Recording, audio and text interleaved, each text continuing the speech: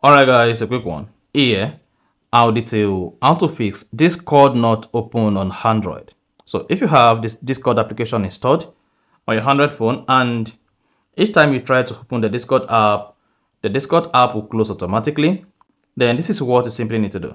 First, go ahead and open the Play Store. Now go ahead and search for Discord. And then hang on, locate Discord and click on it. If the Discord application is outdated, you want to make sure you update the Discord app. This is important, otherwise the Discord app might not function as expected. So the first golden rule to fix Discord closing automatically or Discord not opening at all is just for you to go ahead and update the Discord application to the latest variant. After that, go back to the settings page on your Android phone. On the settings page, scroll down, locate and click on apps. So scroll down and click on apps. Now, once you clicked on apps, you want to scroll down and locate the Discord application. So scroll down and then click on the Discord application. Just keep scrolling, locate Discord and then click on it.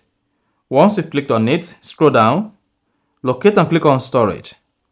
And here, go ahead and click on clear cache. And then you are good.